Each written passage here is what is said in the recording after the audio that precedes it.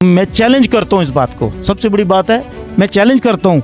मैं तमाम चीज़ें इत्तेदाल पर ले आऊँगा, वापस ले आऊँगा, गवर्नमेंट मेरा साथ दे और मैं उसे प्रैक्टिकल खुद करके दिखाऊंगा। आवाम को यकजा होना पड़ेगा, एक पेज के नीचे आना पड़ेगा और अहले ईमान होना पड़ेगा। आवाम से गुजारिश है कि जब पेट्रोल महंगा हो जाए ना, वो साइकिलें चलाना शुरू कर दें, अंडे महंगे हो जाएं, खाना ख़त्म कर दें। मुझे पता है किस इदारे में क्या हो रहा है, किस इदारे में कैसे करप्शन होती है, किस इदारे में करप्शन कहाँ से शुरू होती है, कौन सा इदारा क्या कर रहा है, किस इदारे में कितना रेवेन्यू आ रहा है, किस इदारे से कितना रेवेन्यू गायब हो रहा है, मुझे सब पता है। पाकिस्तान मुस्लिम लीग क़य्यूम के झंडे के नीचे ये पाकिस्तान आज़ाद हुआ था। सबसे पहले हमने इस कौम को, क्योंकि ये कौम नहीं हजूम भी नहीं, ये रेवड़ बन गया है। अस्सलाम वालेकुम, मैं हूं जुनैद अहमद और आप देख रहे हैं डेली सरगर्म। इस वक्त मुल्क भर में इलेक्शंस की गहमा गहमी है। कुछ पुराने सियासी कायदीन और बहुत से नए चेहरे भी सामने आ रहे हैं इस बार इलेक्शंस 2024 में। आज मैं मौजूद हूं पाकिस्तान मुस्लिम लीग क़य्यूम के नामज़द उम्मीदवार जाहिद परवेज़ साहब के साथ। जाहिद परवेज़ साहब एक कारोबारी और समाजी शख्सियत भी हैं और पाकिस्तान मुस्लिम लीग क़य्यूम के मरकज़ी सदर हैं ओवरसीज़ पाकिस्तान के। इनसे हम आज कुछ सवालात करेंगे और जानेंगे कि पाकिस्तान की सियासत में आने का इनका मकसद क्या था और इन्होंने क्यों इस पेशे को चुना। अस्सलाम वालेकुम। जी वालेकुम अस्सलाम व रहमतुल्लाहि व बरकातुहू।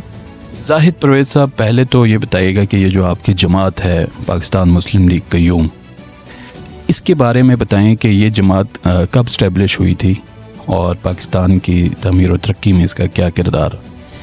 देखें सर, पहली बात यह है कि जो पाकिस्तान मुस्लिम लीग क़य्यूम है ये बानियों की जमात है और पाकिस्तान मुस्लिम लीग क़य्यूम के झंडे के नीचे ये पाकिस्तान आज़ाद हुआ था और उस टाइम कौम एक पेज के ऊपर थी। कायदे आज़म मोहम्मद अली जिन्ना हमारे बानिए पाकिस्तान थे और उनका एक स्लोगन था, वो था ईमान, इत्तेहाद और तंजीम।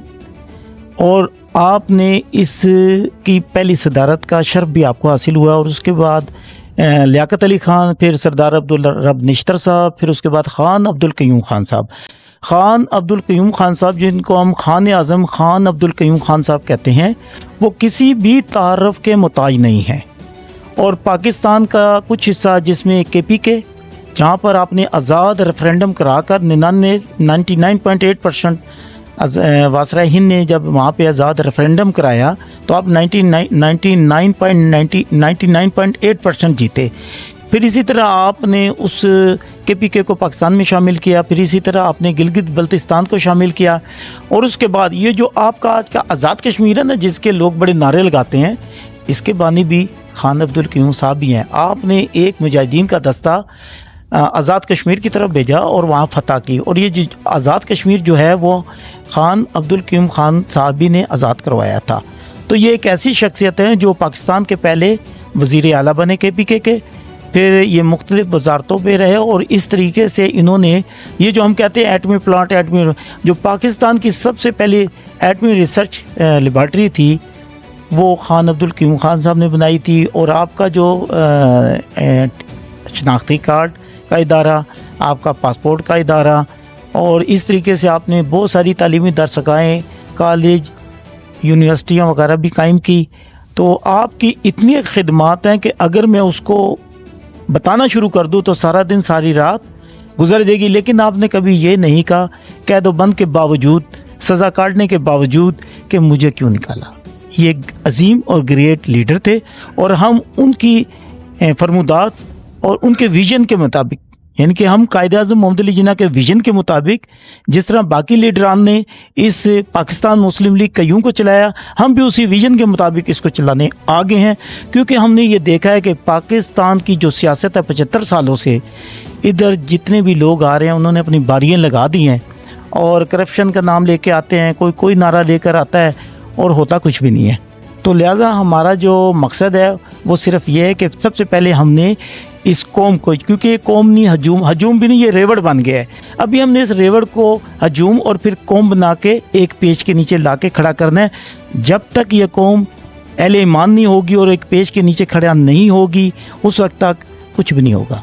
अच्छा, ये बताइएगा ہمارے ناظرین اور ہماری قوم جاننا چاہتی ہے کہ آپ اپنا تعارف کروائیں. آپ ایک کاروباری شخصیت بھی ہیں, سماجی شخصیت بھی ہیں, پھر آپ نے سیاست کیوں چنی اور خاص کر پاکستانی سیاست کیوں چنی؟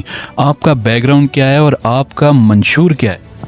دیکھیں سر، بات یہ ہے کہ میں شروع سے ایک کاروباری بندہ ہوں اور ساتھ میں سماجی طور پر بھی کام کر رہا ہوں. اور میری کوشش یہ ہوتی ہے کہ میں نے یہ دیکھا کہ جب کوئی بندے کہیں پھنس جاتے ہیں تو وہاں پہ میں نے دیکھا ہے کہ جب تک کوئی سیاسی، ان کے پیچھے اکثر میں نے دیکھا سیاسی لوگ بھی ہوتے ہیں، تو وہاں پر کچھ کام خراب ہو جاتا ہے. اور پھر میں نے یہ بھی دیکھا ہے کہ اللہ نے مجھے طاقت دی ہے، مجھے میرے سسٹم میں کچھ ایسا سسٹم اللہ کی طرف سے لگا ہوا ہے کہ میں اسلام کی طرف بڑا راغب ہوں. اور میں دیکھ رہا ہوں کہ ہمارے تمام لوگ دین اسلام سے اور اسلام کے سنہری اصولوں سے پرے ہو گئے ہیں، اور یہی غفلت کی وجہ سے ہم لوگ اس ٹائم ذلت کی زندگی گزارنے پر مجبور ہو گئے ہیں.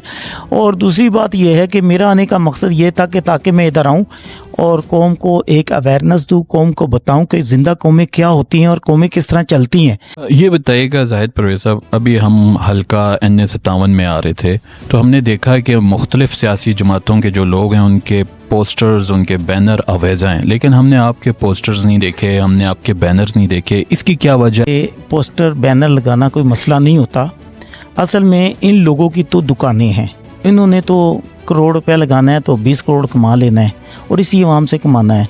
میری جو سوچ ہے وہ کچھ ہے، میری سوچ اسلامی طرز عمل پر ہے.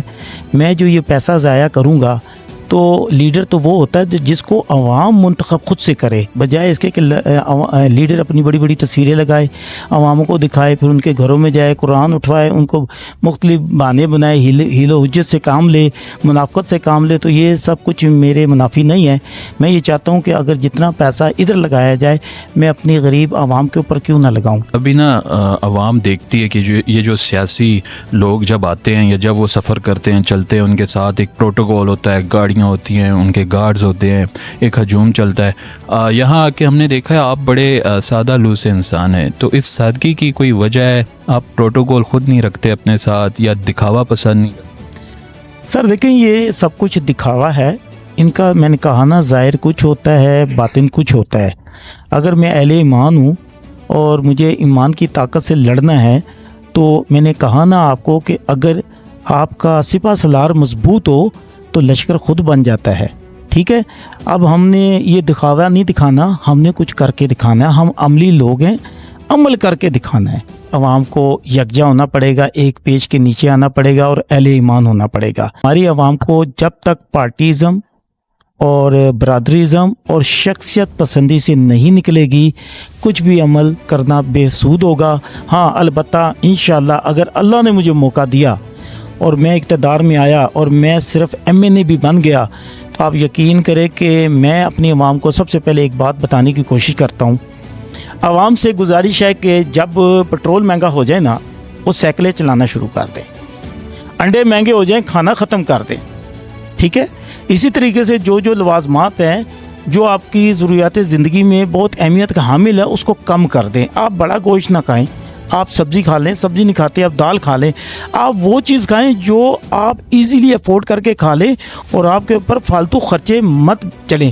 آپ اپنے بچوں کو ہائی اسکولوں میں مت پڑھائیں. دیکھیں، آپ جتنے مرضی بڑے ہائی اسکول میں پڑھا لیں، جب تک جو بچے نے پڑھنا ہے وہ پڑھنا ہے.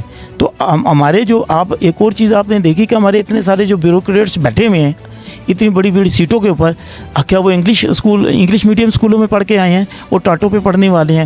ان کی مائیں کھڑی ہو جاتی تھی سوٹی لے کے، پتر یاد نہیں ہوگا تو تن چھڑنا نہیں.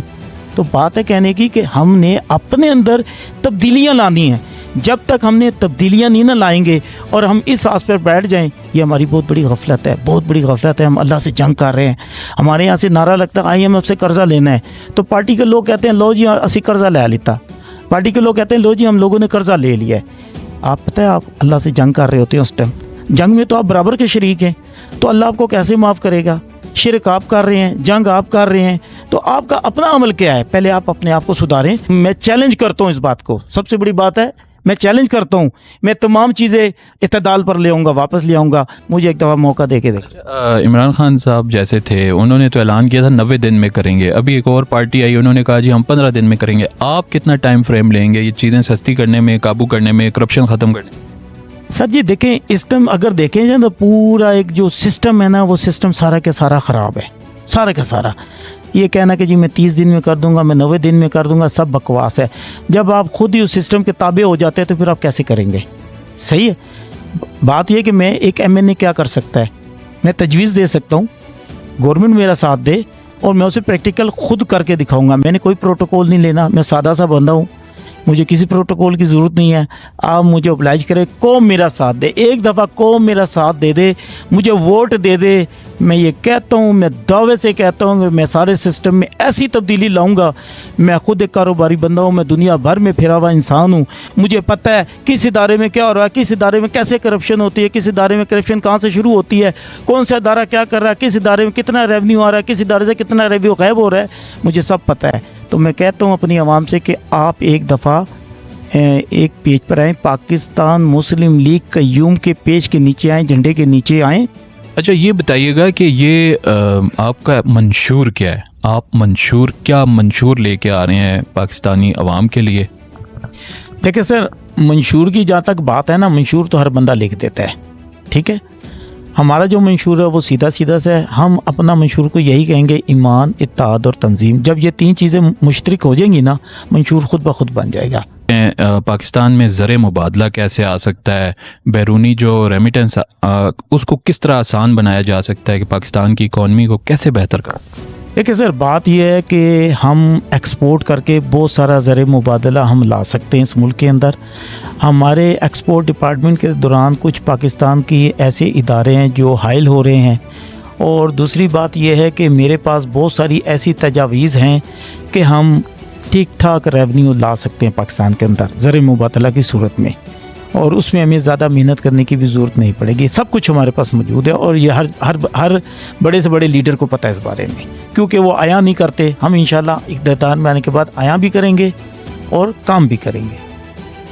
बहुत शुक्रिया जी। आपने देखा हमारे साथ एक नया चेहरा पाकिस्तानी सियासत में, जनाब जाहिद परवेज़ साहब, जो कि पाकिस्तान मुस्लिम लीग क़य्यूम के नामज़द उम्मीदवार हैं, NA-57 से इलेक्शन लड़ रहे हैं, वो मौजूद थे। उनकी बातें आपने सुनी, उनके बारे में आपकी क्या राय है वो आपने हमें कमेंट्स में ज़रूर बतानी है। इसी तरह हमारी मज़ीद वीडियोज़ के लिए हमारा पेज लाइक कीजिए और हमें फ़ॉलो कीजिए। शुक्रिया।